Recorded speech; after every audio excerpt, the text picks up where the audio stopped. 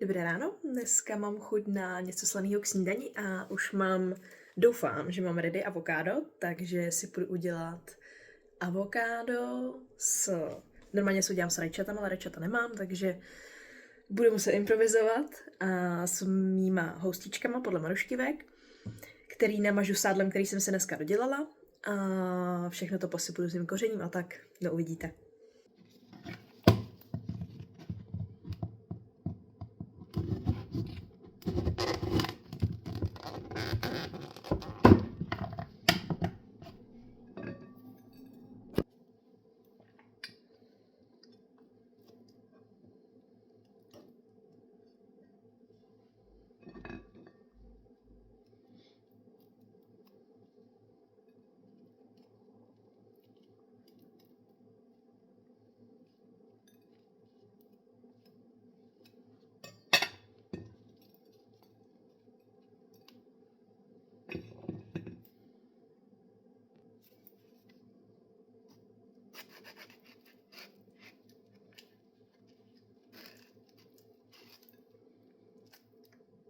Jo, myslím, že dobrý.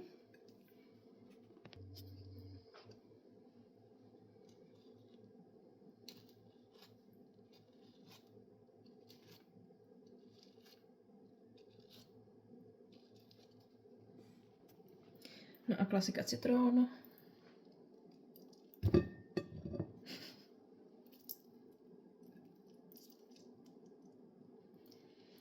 Černá sůl, protože mi docela chybí chuť vajíčka, takže konzistence vlastně avokáda mi to hodně připomíná a když si tam přidám takhle tu černou sůl, tak je to úplně dokonalý. Pak si dám lahůdkový droždí, abych měla dostatek Bčka. Naštěstí tady nikdo není, kdo by si mohl stěžovat na smrad té černé soli. A jako poslední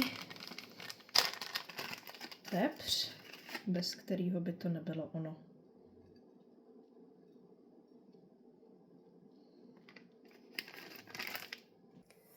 Tak a finále vypadá takhle. Bohužel mi tam chybí to rajče, ale už se mi fakt nechce do obchodu vzhledem k tomu, že je asi -7, takže tam mě nikdo nedostane, maximálně se psem, to odložit nemůžu.